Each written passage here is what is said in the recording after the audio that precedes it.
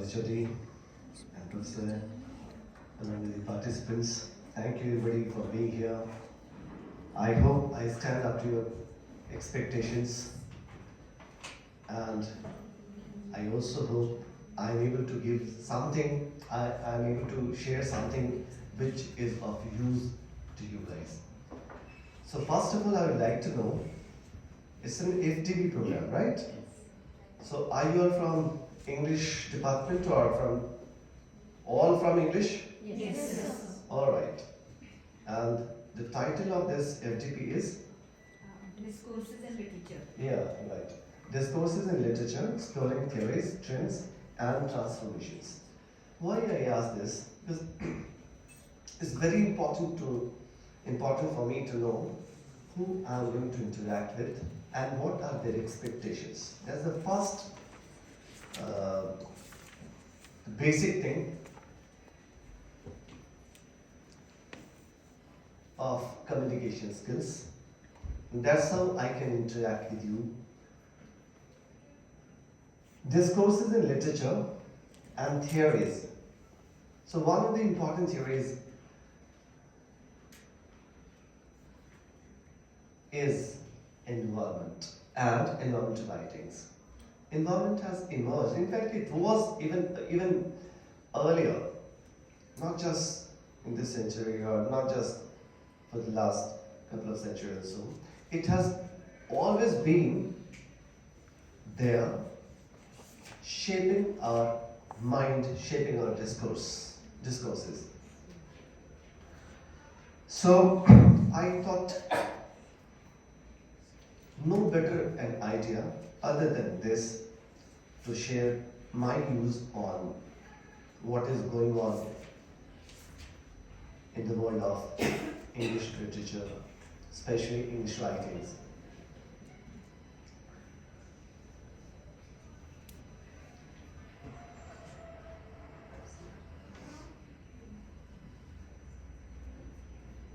Alright. So in these slides, you'll be getting to know environmental writings, a brief historical overview. I'll be talking about eco-criticism. I'll be talking about Amitabh Ghosh's Smoke and Ashes, and many of the novels, including the prose writings, which are not exactly fiction, written by him. And I'll be talking about the concept of Gaia, which I think could be new to you. Just as it was new to me, so I think it should be new to you as well. How many of you are actually aware of the concept of Gaia? Oh, good, great. That means my talk is going to be relevant. Thank you for not knowing this. Thank you.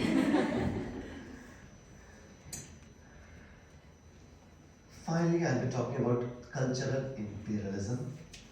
And I'm sure I'm not going to follow a sequence of all these. I'm just going to throw my ideas from here and there.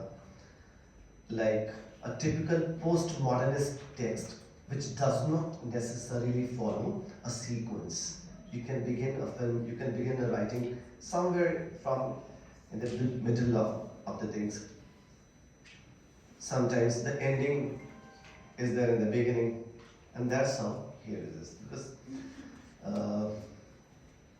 too much of consciousness or awareness of theories has led me to this, that I have forgot the idea of sequencing itself, or I have started questioning the idea of rationality itself.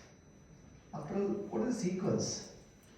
What is truth? Asked jesting Pilate and could not wait for an answer. Thus I read in Francis Bacon's writing. So anyway, but still, I'm sure I'll be able to make sense this lecture. With this lecture, I'll be able to make some meaning out of it. Although Derrida says that there is no meaning in a text, in a word, but still, I'm trying to infuse some meaning into this meaningless chaos of ideas. See, so broadly, I'll be talking about these. But before this, I wanted to share one important thing. How important it is for us to know the importance of environmental writings, an environment which has shaped not just these writings, in fact, our being, our identity. Our identity itself is shaped through writings, through such writings, through such ideas. So much so that beginning with Ramayana, written long ago by none other than Maharishi Valmiki, well up to in 21st century, in 2024, when you hear someone like Han Kang receiving a Nobel for literature, for this particular writing, for environmental writing, and the name of the book is The Vegetarian. Look at the word. The Vegetarian, look at the title. The Vegetarian. That means people have started realizing the importance of environment and how to protect this environment, how to keep it safe. That has become a guiding principle, a major concern, not just with the scientists, but also with the writers. It's no wonder that someone like Han Kang gets a Nobel for writing purely environmental book based on environment. It has been there earlier as well. It has been there. The only thing is that under the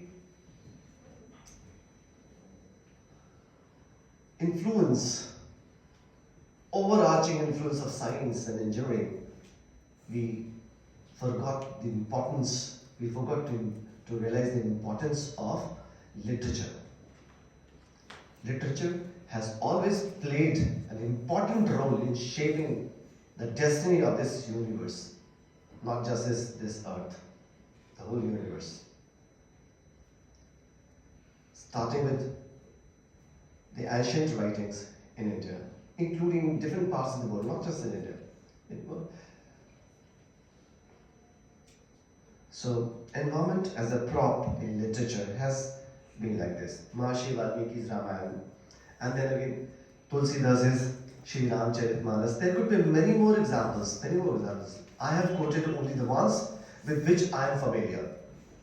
There could be many more examples. Writings from Middle East, writings from Europe, writings from ancient Greece. Everywhere and everyone has had a bit of environment in them. In the Rig Vedas, which are considered sacred texts describing significance of nature to human lives. And why was it, by the way? Here it becomes clear. In Shlok 20, chapter 10, Lord Krishna says, I am self-seated in the heart of all creatures. I am the beginning, the middle, and the very end of all beings. All beings have, therefore, to be treated alike, And here's the Sanskrit, which sounds so sonorous. Sunne mein ras, there is sonorosity. And thanks to my scholar Shivangi that I am able to read it out.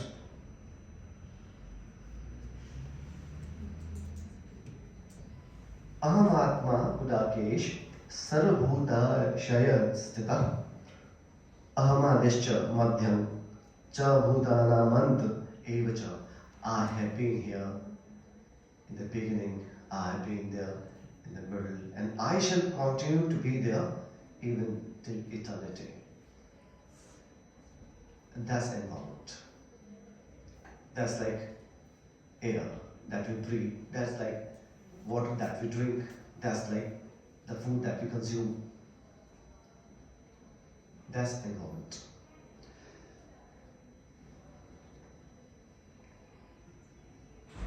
However, since I had to bring these down to the level of our understanding, which is I had to tailor make it for the scholars of literature.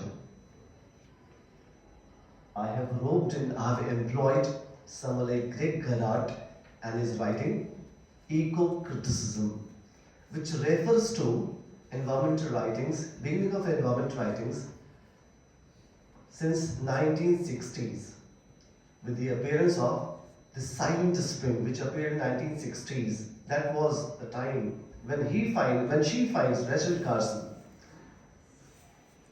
That was the beginning of environmental writing. When the DDTs were banned, DDT is a chemical which was used in India as well for last.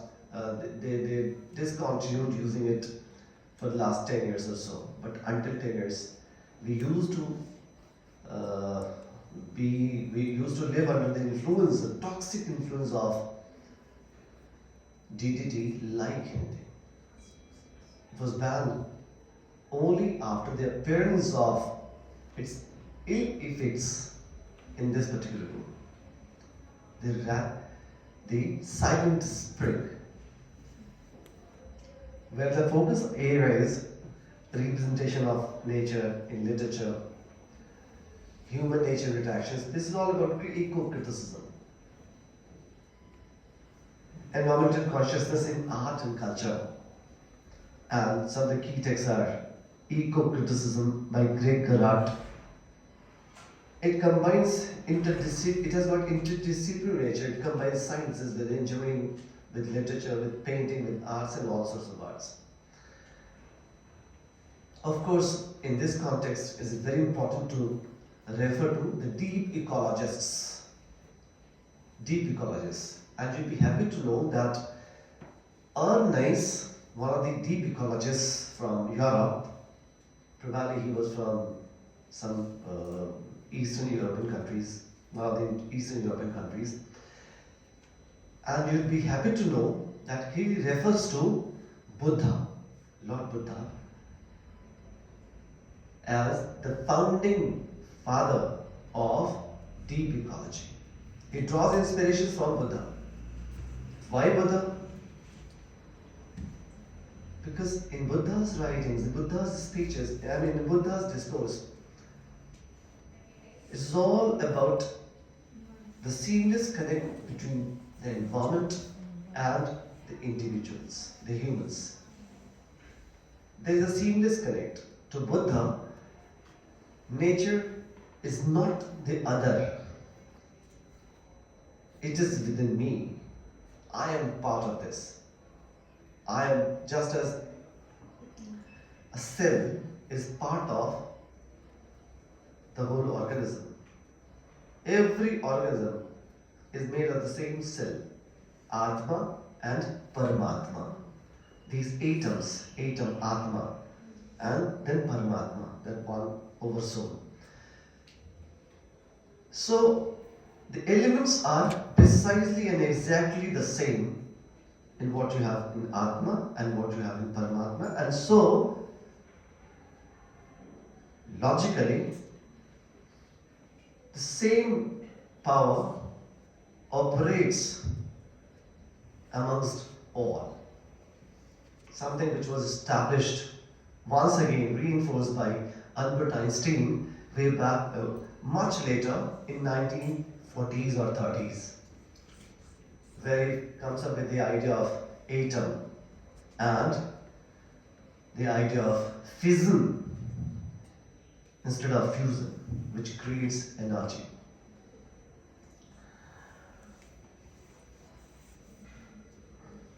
So this was the historical background. The war was going in 1970s in the United States. We should not forget the fact that it was going in 1970s in United States. 1970s. It took them to the Western world, it took them thousands of years. If you compare it with Buddha, and those ideas developed by them, Buddhas, the Jain monks, and even earlier, they had a tradition. Something which was revived with this name, eco-criticism, in 1970s, as late as 1970s. So there is nothing new about this. So which inspired the environmental movements in 1960s and 70s, the first wave. Then there are different waves. And this is about the waves, see? Where emphasis is on post-colonial and global perspectives.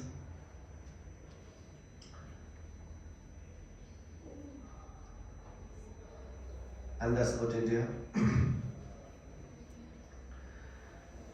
Rooted in traditional ecological philosophies like Prakriti and Dharmic values. Prakriti and Purush. These two words, these two expressions are seminal to every discourse in India. Prakriti, which is symbolic of or which represents Dharti, Prithvi, and the Purush, the cosmic energy. Combined together, they give rise to, to generations. So Prakriti, look at the word. It's not something to be wished away, to be brushed aside. Why did we focus so much on Prakriti? That means it was our ancestors were pretty much aware of the importance of Prakriti. Something which was revived or again given rise to in 19th century, early 19th century, in the writings of the Romantics. They're called nature poets. Wordsworth, Shelley, Keats, Byron, Shelley, and others. And you know, why was it that a new area of focus, a new area of writing had emerged in 19th century? It was because of too much of masculinity, toxic masculinity propelled by industrialization, urbanization, mindless urbanization. When nature was seen just as a resource instead of a source. Themes, look at the themes. So Wordsworth had to write poems praising nature, praising he had to come up with the idea of pantheism. Pantheism. Everywhere. Something which you find here in these slides. See here.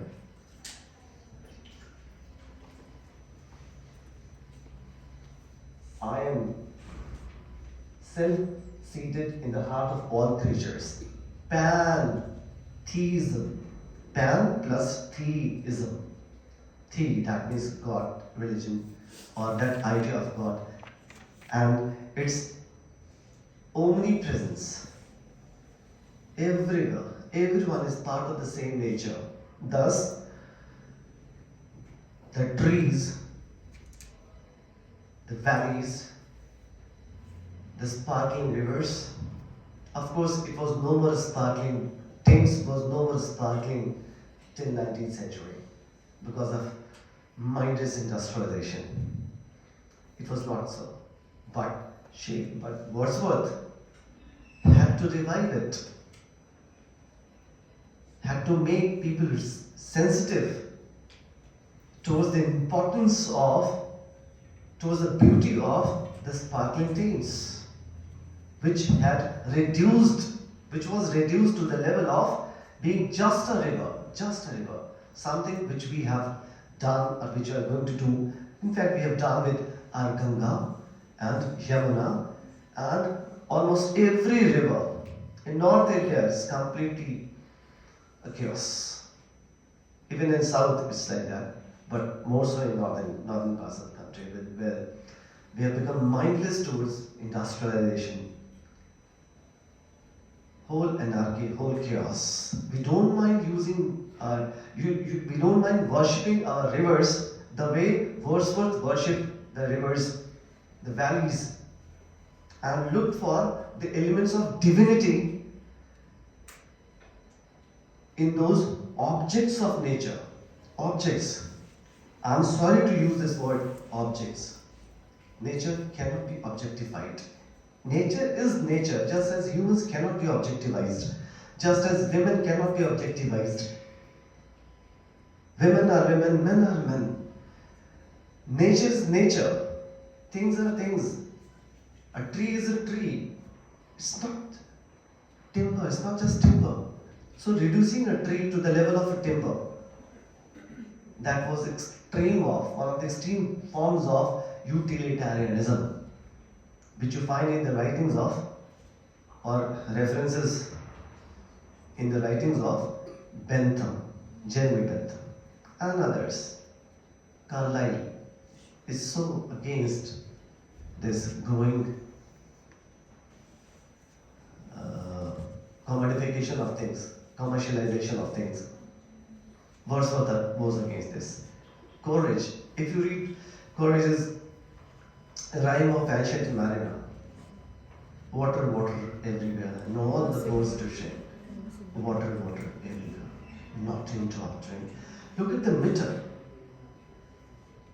He uses art for a purpose, and the purpose was generating sensitivity of the 20th century Britishers, 19th century Britishers, who had become oblivious, completely oblivious of the existence, of the identity of nature, existence of nature as nature.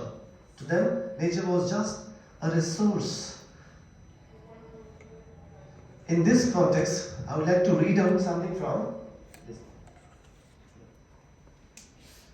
I am reading, see, my topic is emerging writings, emerging trends in environmental writings. So, I have got Wangari Maathai's autobiography, Unbound, One Woman's Story. The Kenyan author, thought she was not exactly an author. She had received a Nobel for Peace, so she was a social activist. And the one and only book of our interest which she wrote was her autobiography. In her autobiography, she writes this: how the whole landscape of Kenya was terraformed like anything. The whole cultural landscape, not just the physical landscape. First they changed the culture, first they changed the physical landscape, and then they changed the cultural landscape of the place. Both. And in the process, the native ethos was completely decimated. I read out some of the passages from here. And she was also associated with Green Belt movement. Green Belt movement. And that's again about green, that's again about environment. If someone like Wangari Maathai can write, a social activist can write about environment in her autobiography, dedicating all these passages, that carries importance, that carries weight. That's also about other writers to take a cue from what she did. And you'll be happy to know that it was because of the Green Belt movement and other movements like this that writers like here in India, like Amitav Ghosh, they started writing, or maybe even if there cannot be a direct connect, still you can find a connect between the Green Belt movement and all those movements in different parts of the world. The whole consciousness about the importance of environment. So much so that Amitav Ghosh's writings like The Hungry Tide is all about environment, climate change. If you move ahead in time, the Ibis trilogy, Sea of Poppies, river of smoke, flood of fire, sea, water, sea of poppies and poppies, plants, sea of poppies. Look at the titles, apart from the themes. River of smoke, river, again river, water, and then flood of fire, flood and fire. All is natural. I mean, in terms of imagery as well. Their writings are shaped by environment. Of course, I'll be sharing my ideas about his later writings, which are mostly non-fiction. As he becomes more mature, as he gains in maturity, he becomes non-fictional. Then he writes The Great Derangement. Without making any bones about the things, about the importance of nature, about the importance, about his message. He writes in simple prose, but effective one. The Great Derangement. And then finally, not finally, I shouldn't say finally because he is yet to write. He keeps on writing. And then Nutmeg's Curse. The Nutmeg's Curse. And Smoke and Ashes, I guess. And then finally, a book of 35 pages, just 35 pages. Something related to mountain of something. This is his latest book, which runs in just 35 pages. Of course, it costs 400 rupees. That's environment. That's the importance, that's the role of environment in shaping the whole writing on environment. Because you cannot get rid of the climate change, which is because of the cultural intervention. He realizes its importance, this role, the impact of humans into shaping the things. And in one of the books, prevalent in Nutmeg's Curse, he refers to terraforming, the way the whole landscape has been terraformed. And he refers to Brazil. He refers to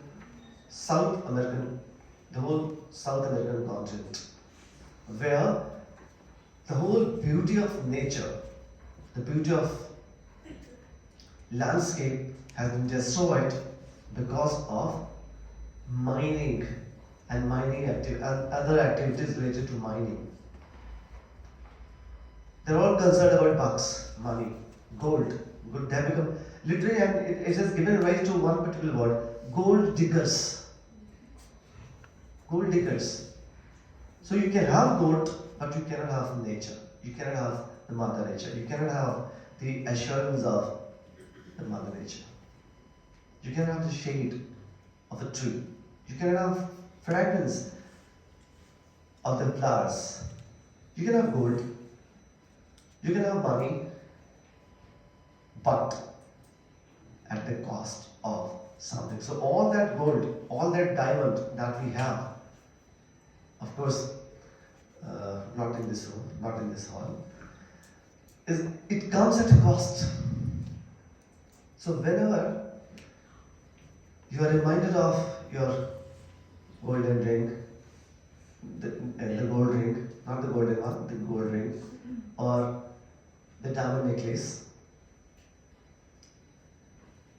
you should always be reminded of the cost at which it comes. And here lies the role of a writer. It's not the job of a scientist to make you aware of, or an accountant or a financial, to make you aware of the importance of these issues. In Great Derangement, Amitav Ghosh writes that the cause of all these problems, in fact climate change, has human greed at the center. Human greed. Something which Buddha had said long ago. all our problems are because of a greed, a passion for the things. Not exactly passion, I don't have the right word for that. Greed, so to say, is at the center of all the damages that we have done to the Mother Earth. So that was in Buddha, and that is in The Great Derangement, a book written in 21st century, this decade, only 3 or 4 years ago, maybe 5 years ago. And then Smoke and Ashes has more or less the same thing. How nutmegs happen to be at the center of colonization of places, of countries like Malaysia, Indonesia, and how, by implication, how tea, how love for tea or lucre coming from tea or coffee happen to be at the center of colonization of countries like India and parts of India. Opium in Sea of Poppies. He refers to the plantation, the forced plantation, forced, thrust, which was thrust upon Indians, especially the people of eastern Uttar Pradesh, which was at the center of the Opium War of 1839, in which China was defeated at the hands of British and at the hands of the British soldiers who were mostly from India. So that's how China was defeated, because of opium. Opium grown here in India. So that means Indians used to grow opium. They were made to grow opium at the altar at the cost of their native plants, their native crops, like millets, like fruits, different types of fruits. So they stopped growing this. They were made to stop growing these crops, and the one and only crop which they were forced to grow, that was poppies, opium, which has been at the center of slavery, colonization of the people, not just from the eastern part of India, in fact, different parts of the country. So this story of Sea of Poppies is a narration of the sufferings and bitter experiences of these people. So first then what happens, let me cut it short. What happens that they started growing it, or they were made to grow this. In the process they also used to consume it. So consumption of opium itself is a problem. They lost their health and they also lost their wealth, because the crop which they used to grow up till now, that used to sustain their animals, husk. They used to keep grains for themselves and husk, hay for the animals. But once you started growing opium, what you get? Only the crop, which you cannot consume beyond limits, unless you are an opium eater like Gore's was, or someone, one of the poets was. And then this opium was to be sold. So markets have to be identified. So story takes us along the ocean to China. First there was a resistance from the people of China, and then later the resistance was also from the Chinese government. But the British were very smart, very clever. They sent their missionaries, they sent their people, and The way we have here in Punjab and different parts of the, not just in Punjab, in different parts of the country, where our neighbors are very clever and they're very cleverly infusing and transporting, I mean, the loads, not truckloads, I should say, loads of these drugs, something which is there in South America as well, a problem which is marred the whole of South American continent. The roots lie there in 1839 Opium War of China. So it so happens that people of China, they revolt against their own government. Their own government. Finally, the government is defeated, and the big mighty empire of China comes under the cruel grips of the British, and China remains under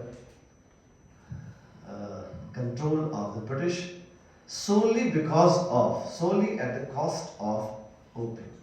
So first they developed this habit of consumption of, they popularized the consumption of opium, and then this way they control the economy as well. And that was about China. Other parts of it, now we'll get back to India again. The people, those who used to grow opium, they were impoverished. Their animals died because they didn't have anything to eat. Now, what will happen to these people? Those who are landless now, those who don't have anything to survive upon. They signed agreements. Something which today they are known as Girmitia laborers. Girmitia, agreemented laborers. They could not pronounce it properly, so they called it Girmitia. Agreemented. They signed agreements in order to get rid of their heavy debts which they had taken from the British officials or the British system, British government. So the only way was, if they wanted to get rid of their debts, the only way was to sign an agreement, and this agreement, what was there in this agreement? That they had to work in different parts of the world on the plantations developed by the British. So you have got Mauritius, you have got Trinidad and Tobago, from where you have got the famous iconic author V.S. Naipaul and many others.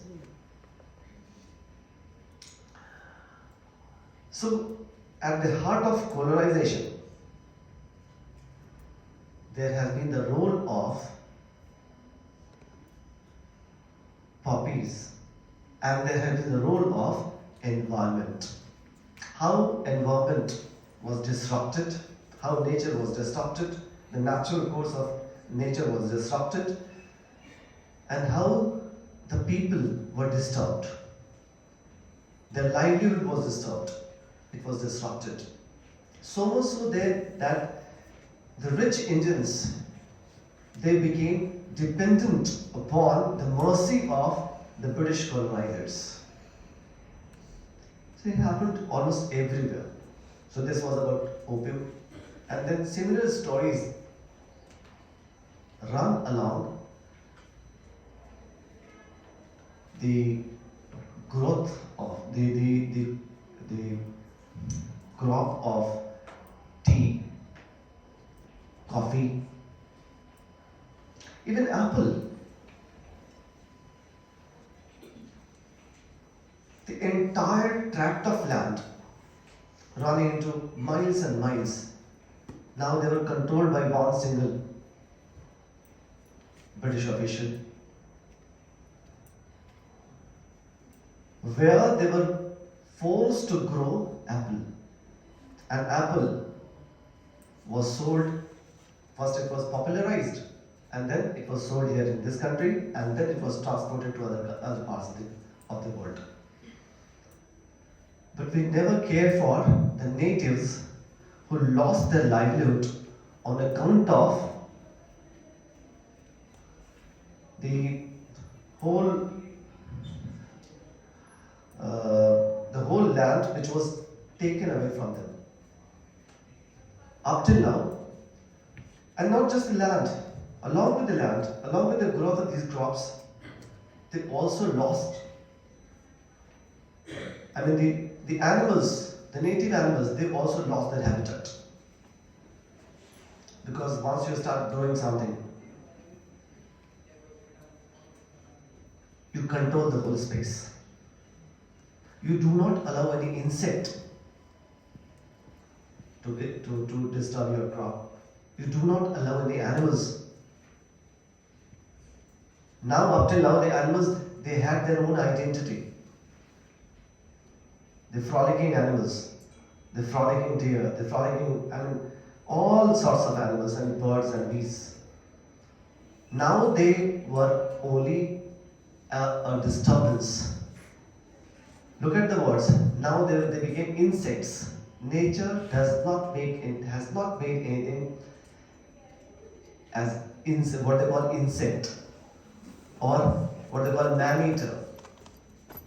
Look at the words that we use now, that we have grown up using now. In such and such place,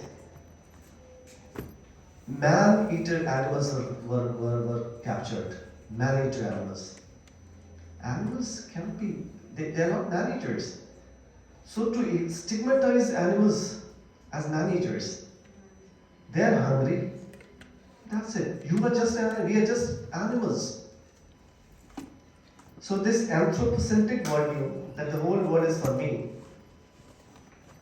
writers like Amitabh Ghosh and to an extent, not to one extent, they show you perspective. They give you one more perspective, one more dimension to look at the things from.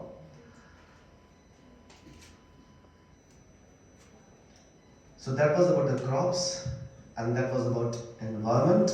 How did environment? Yes. Look at the hills of Himalayas, especially the Garhwal hills or the Kumail hills. There are two hills. In both the hills, you find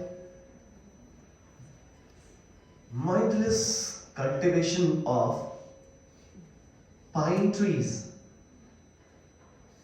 The British needed these pine trees for different purposes.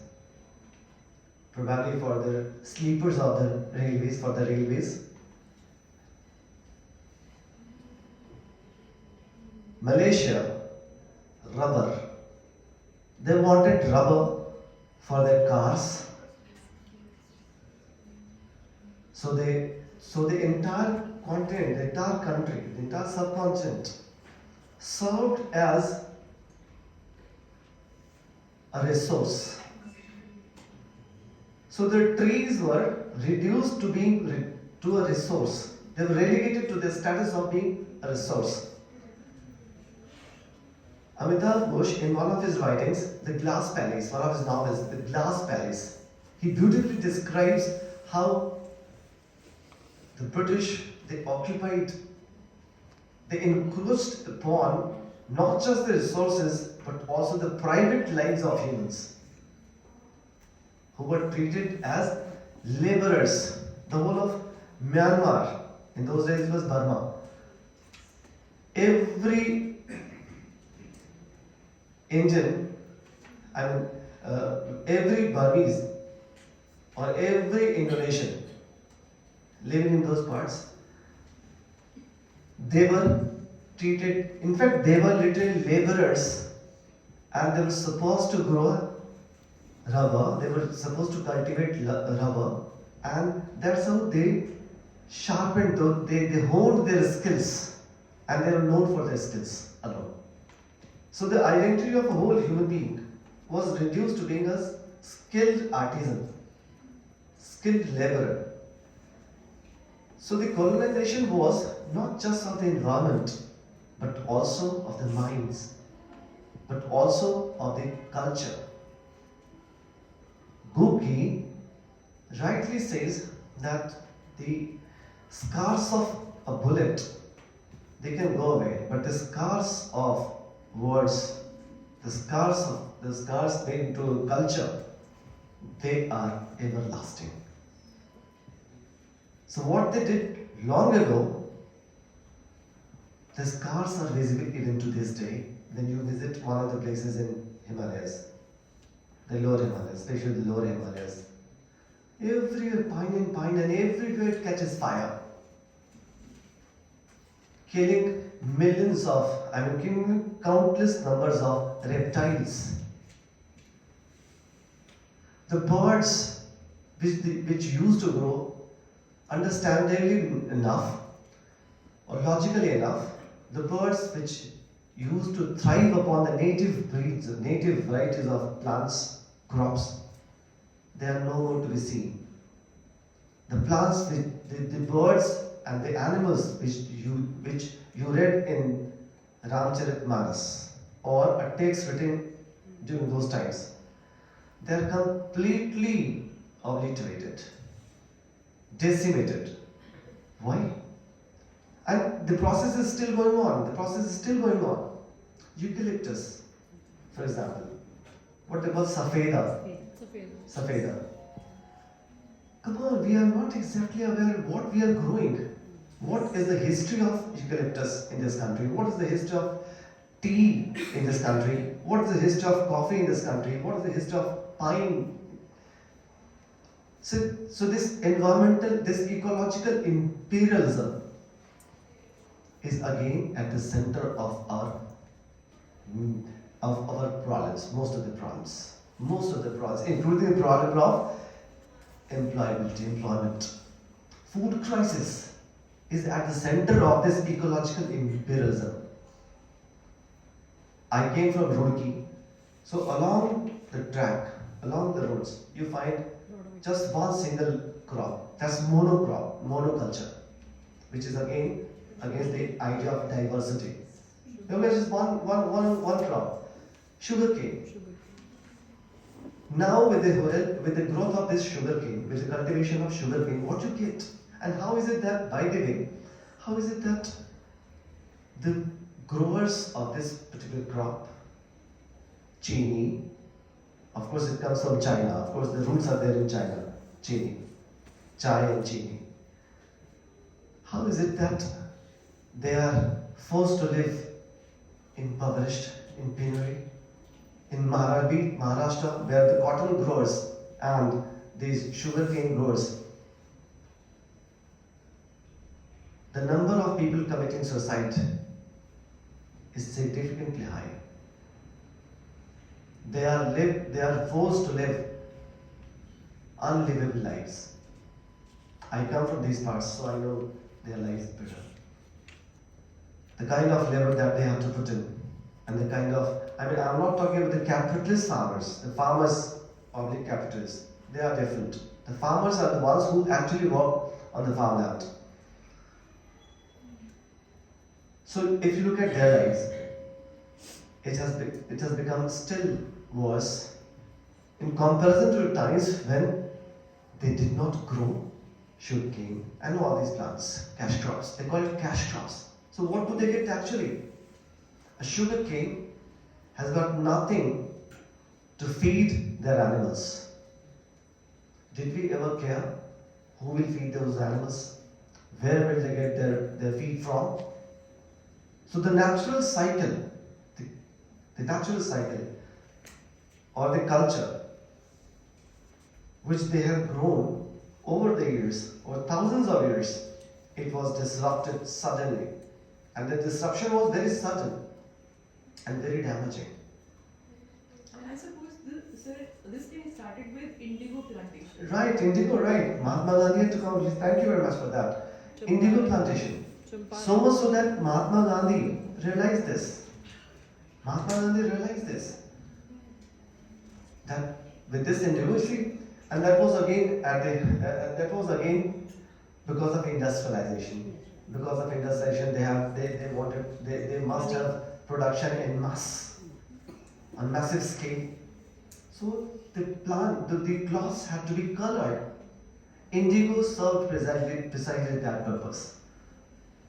Neil, and there are so many novels written on the lives of the indigo farmers. Not just in India. Only last year, one of the scholars, one of my students, he came up with this novel, The Indigo Farmer, The Indigo Girl, a novel located in South America, The Indigo Girl. So the problem is everywhere, and the connect is everywhere, the same. The connect is the same. You disrupt something which is natural for your personal gains. You befool people. You impose your ideas upon the people to serve your interests. This thing happened in India. This thing happened there in Europe. The same thing happened in America and different parts of the world. Connect is the same. So and there have been writings. Fortunately, we have got a breed of authors. Everywhere. People have been sensitive to these problems and they've been writing. Many writers, and many of these writings, they've been very impactful. So much so that the governments have to come up with reforms. They have to pass laws in accordance with the ideas given by these authors. For example, many types of many native systems of agriculture, they were prohibited, they were banned. For example, the cultivation of bamboo and cutting of the bamboo was considered a crime until 6 years ago. So I'm thankful to the present government that they came up with this law, and they decriminalized it. Earlier, it was a crime if you cut a bamboo. If the natives of those places, what they call Adivasis, Aboriginal. So the tribals were often sentenced to jail. They landed up in prison for cutting one single piece of bamboo, one single plant of bamboo, because it was considered tree and not a grass. So the writers came up with this issue. Many writers. So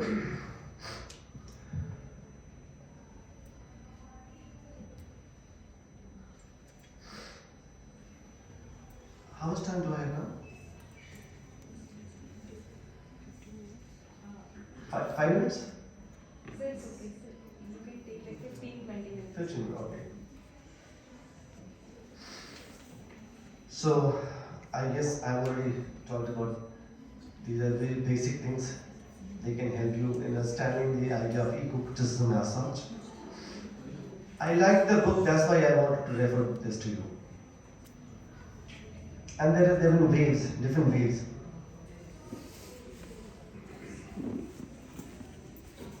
And these are some of the emerging trends in eco-criticism. Blue humanities, the focus is on oceans, marine life, and aquatic ecosystems. Green humanities, intersections of ecology and humanistic studies. Plastic literature, plastic writings, yes, plastic has become a problem. We, the scholars of literature, we cannot remain idle on these.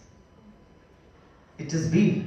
So what is, you would say, I'm a scholar of literature, what have I got to do with this? Yes, to generate consciousness, to understand, to make them comprehend the issue the way you have been comprehending it. There lies your role. To identify a particular author with similar concerns, there lies your role. And look here, such and such an author in such and such part of the world has been writing such and such type of poems or has written such and such novel. For example, who will make people aware of Hong Kong's the vegetarian? And why this vegetarian? So it's your job I mean, it's our job, our responsibility. We cannot, as scholars of literature, we are fortunate enough to be in important positions where we can bring about change, from where we can bring about change. And you'll be happy to know that scholars of literature, writers of literature, it is these people alone, those who have been harbingers of change. For example, had Wordsworth, Shelley and Keats and all those romantics had they not written those poems, probably people would not have realized the importance of nature. What England, if you find England and Europe beautiful in terms of their environment, if you don't find their silhouettes belching out so much smoke all through 24 hours, 365 days, as you see here around the beautiful city of Chandigarh, probably the English people would still have continued seeing the same spectacle, the same ugly spectacle. They realized that life is something to be led beautifully. There is the role of art and aesthetics in our life. So if we can keep ourselves spruced up and clean, why not keep our surroundings too the same way clean? So to this idea of keeping clean, which comes from the mind, it has its genesis in your mind. Thought, at the level of thought. And it is here, precisely here, that your role as a scholar of literature lies. Who will make people of India realize the importance of the writings of Wordsworth, Shelley and Keats? Or Coleridge, when he writes, he loveth best who loveth all, the birds and beasts and all. The best form of love is one which emanates for all, the birds and beasts and all.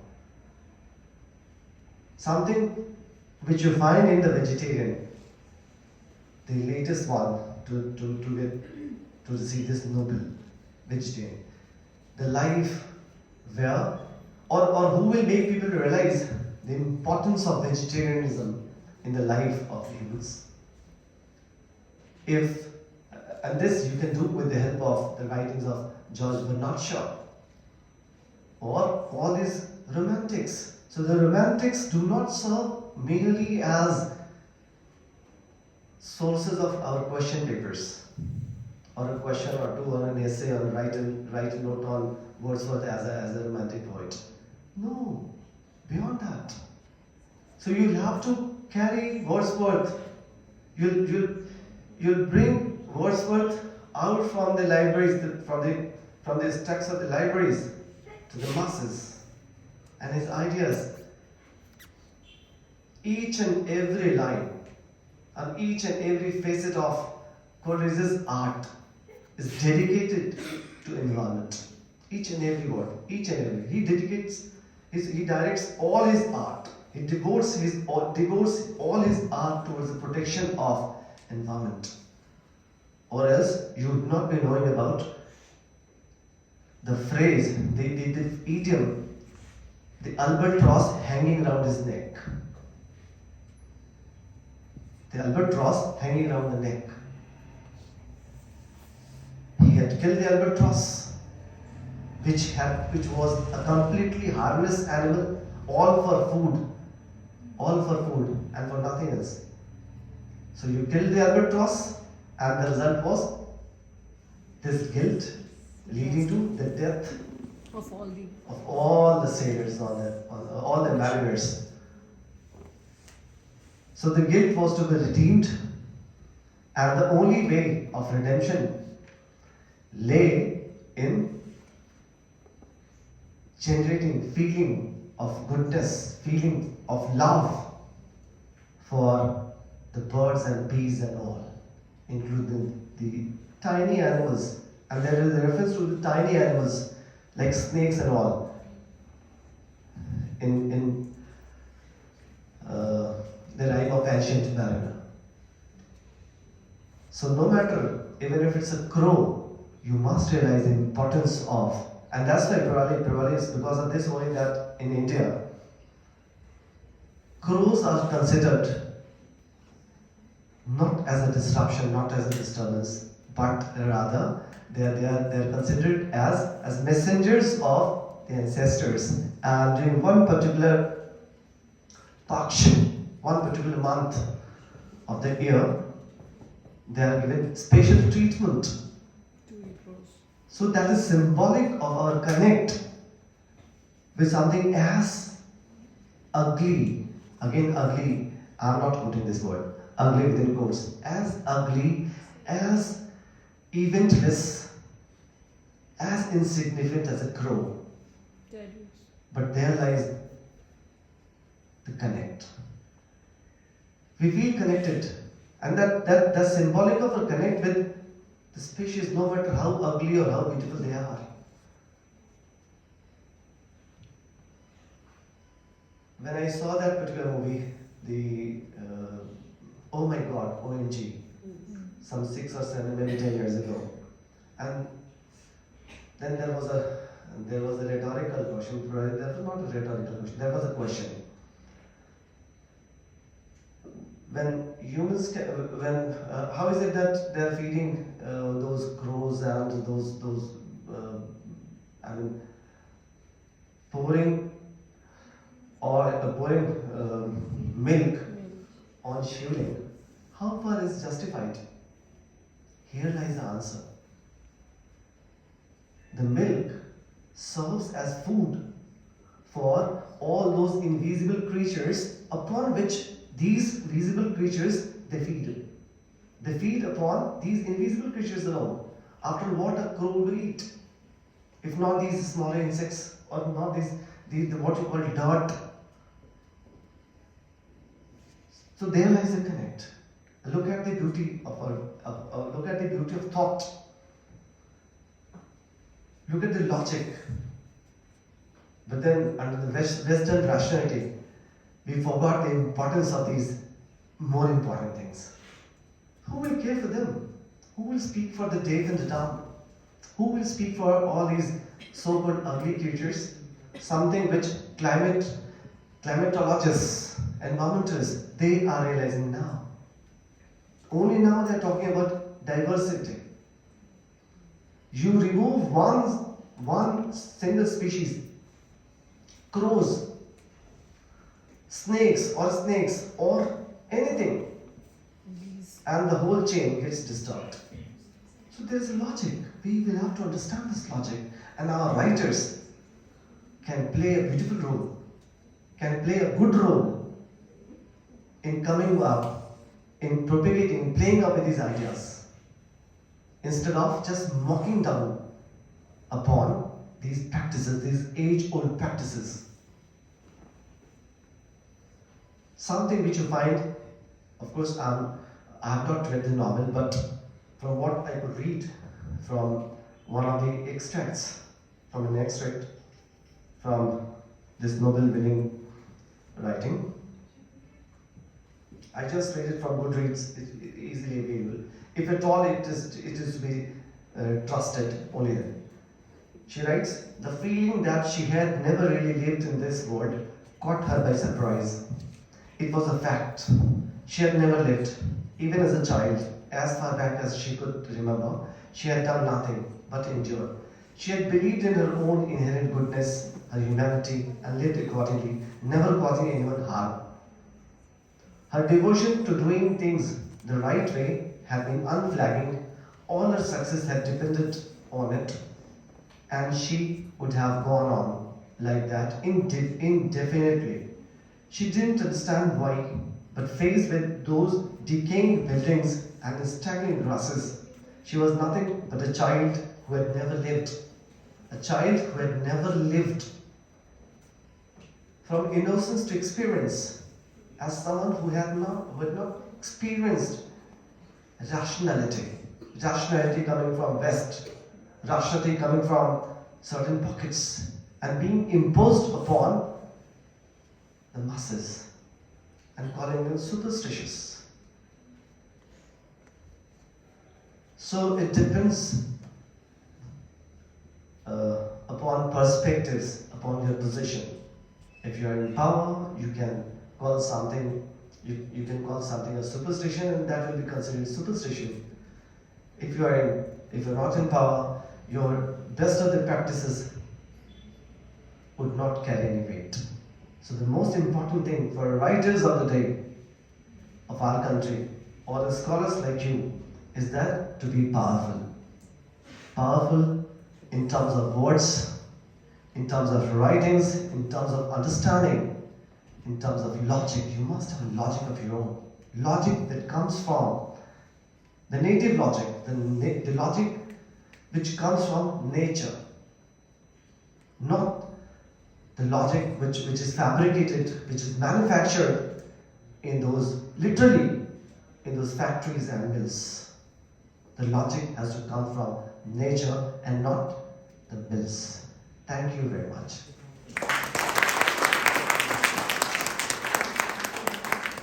I'd be happy if there are questions, or do we have time for a couple of questions?